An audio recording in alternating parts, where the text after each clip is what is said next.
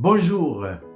Abraham partit sans savoir où il allait.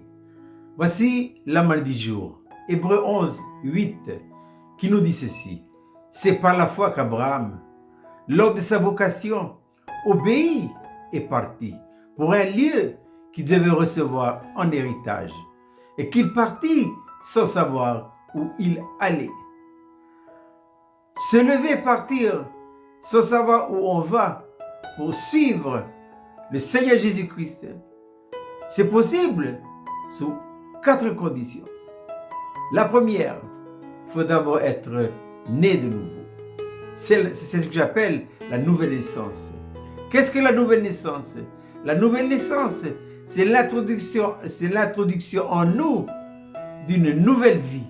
Et ça, c'est la vie de Dieu. C'est important, on y reviendra, pour pouvoir se lever et partir sans savoir où on va.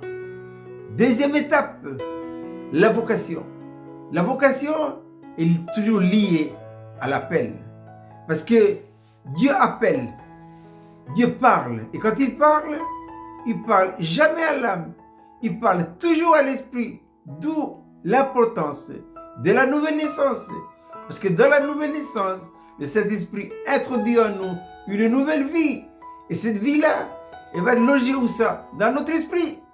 Donc désormais, nous avons deux vies. Une vie dans l'esprit et une vie dans l'âme. La vie dans l'âme, elle écoute avec les oreilles, là.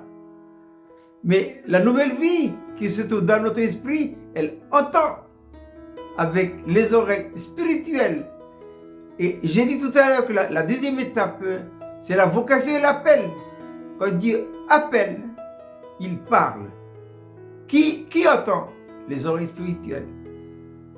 Dans Exode 32, l'épisode du veau d'or, Moïse est redescendu sur la montagne. Il se tenait devant le peuple. Il y avait des millions là. 12 tribus d'Israël. Moïse a lancé l'appel, la vocation. Qui est pour l'Éternel? Personne n'a bougé. Tout le monde a écouté. Mais il y a une petite tribu qui a entendu. C'est qui? Les Lévites. C'est les Lévites se sont levés. Ils ont répondu à la vocation et à l'appel. Ensuite, troisième lieu, c'est la foi. La foi, c'est la conséquence normale de ceux qui sont nés de nouveau et qui ont répondu à l'appel. Qu'est-ce que la foi? La foi est à l'égard de Dieu une confiance totale, incapable de douter de la fidélité de Dieu à l'égard de ses promesses. Oui, parce que la foi est dans la vie. Et où se trouve la vie? La vie est dans l'esprit. C'est la vie de Dieu. Il n'y a pas de foi dans la vie naturelle. La vie naturelle que nous avons héritée de nos pères, c'est une vie incrédule. Voilà. C'est pourquoi il y a deux éléments qui caractérisent cette vie-là. C'est l'incrédulité et l'ignorance.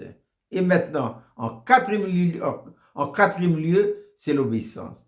Lorsque les 3 premiers éléments dont j'ai cité tout à l'heure sont en ligne de compte, automatiquement, je me lève, j'obéis. Je pars sans savoir où j'y vais. Je pars sans savoir ce qui va m'arriver. Mais je sais que je suis dans le bon timing de Dieu. Je répète ces 4 conditions. 1. Nouvelle naissance. 2. Vocation et appel. 3. Foi. Et 4. L'obéissance. Je répète cette belle petite manne pour ce matin. Abraham partit sans savoir où il allait. Hébreux 11, 8.